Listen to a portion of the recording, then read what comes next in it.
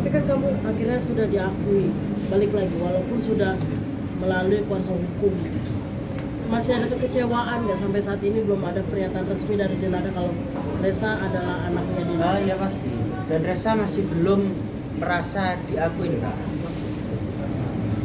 Walaupun sudah ada statement itu beredar luas di sosial media. Resa, setelah kuasa hukumnya kemarin mengeluarkan statement, ada nggak sih etikat mereka untuk menghubungi kamu, terutama mungkin Denadanya sendiri untuk menghubungi kamu untuk bertemu nggak? Nggak ada yang hubung. Untuk komunikasi juga nggak ada. Nah, dari pihaknya kuasa hukum Denada mengatakan justru sebenarnya kamu ada komunikasi dengan Denada. Komunikasi apa? Melalui chat WhatsApp. Iya, mana? Coba. Nggak ada sama sekali berarti. Ini tanggapan kamu? Yang terakhir itu cuma apapun yang terjadi always love you. Itu dari Denada. Dan itu kapan? Itu berapa tahun yang lalu, Resa? Nggak tahu. Setelah gugatan ini diajukan. Berarti setelah gugatan ini Ya. diajukan sempat ada komunikasi, berarti komunikasi terakhir Bukan komunikasi ya, dia cuma nge-WhatsApp Resa, dia itu aja. ya berarti Dibalas chat. nggak sama Resa? Apa? Karena Kenapa? sebelumnya Resa keluh kesah juga nggak dibalas. Ada buktinya Resa.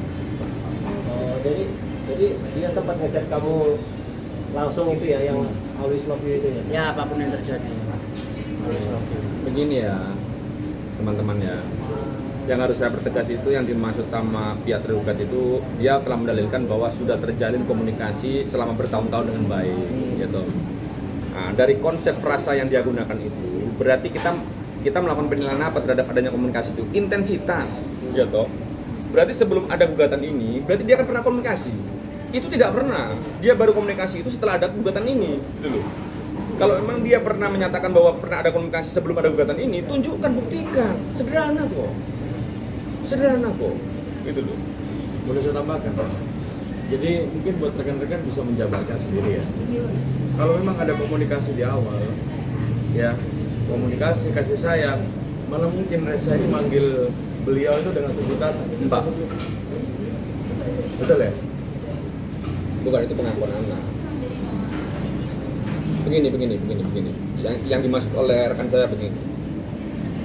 Dia kan menyatakan bahwa dia tidak melakukan atau tidak mengakui Resa selaku anak, mulai dari Resa kecil, ya kan? Nah, frasa itu kemudian dibantah oleh rekan saya yang dimaksud itu. Kenapa kalau itu terjadi, kemudian Resa itu sampai memanggil dengan sebutan Mbak dengan dia, kalau dia masih menganggap anak, kan gitu. Satu, ya toh. Terus yang kedua, kalau memang dia menganggap anak, kenapa pula Resa ini diantarkan ke Banyuwangi? Itu dua. Ya. Ketiga, kalau dia masih menganggap anak, kenapa akte kelahiran Resa ini atas nama Dino Rosanohansa, bukan Denada Tambunan sebagai ibunya? Kan begitu rasionya. Sederhana sudahlah. Oh, berarti untuk akte kelahiran itu atas nama mertuanya Bang Ronald? Iya. Jelas, karena kan akte itu kan dibutuhkan kan untuk kepentingan dia sekolah kan. Ya toh.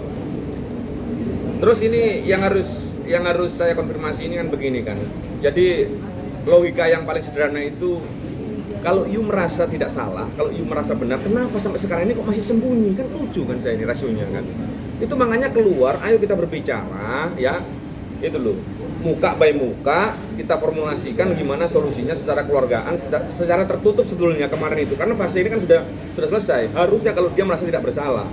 Gitu loh. Itu makanya statementnya pengacaranya kemarin itu entah dari Denada sendiri atau bukan. Kalau dia lagi melakukan pengakuan anak itu benar apa tidak itu saya nggak tahu. Jangan-jangan itu memang sang hak itu yang memerintahkan untuk kelepasan dan keterlosan itu. Itu makanya kan itu aja. Berarti pas mediasi tidak ada telewicara dengan Denada sendiri ya, artinya ungkapan pengakuan anak itu memang tidak ada di mediasi. Tidak ada, itu disampaikan secara lisan dari pengacaranya yang menyuarakan bahwa apa yang disampaikan itu adalah suaranya Denada, kan begitu. Padahal yang namanya mediasi ya, meskipun perma itu mengatur bahwa tidak ada keharusan kepada tergugat untuk hadir, kalau dia punya etikat baik kan harusnya kan hadir. Itu kan disampaikan secara lisan dari hati ke hati kan. Ini nggak nyampe ke dia, makanya dia tidak merasa diakui gitu loh. Itu loh, jangan sampai pengakuan itu sebagai salah satu mekanisme untuk defense ya terhadap apa? terhadap gugatan kita itu loh. Yang secara rasional ya saya pikir ya netizen ini punya kecerdasan lah untuk menelaah persoalan inilah. Apakah dia cuma hanya asal bunyi saja pengacaranya itu atau juga didasarkan pada bukti-bukti yang konkret nantinya, itu aja sudah.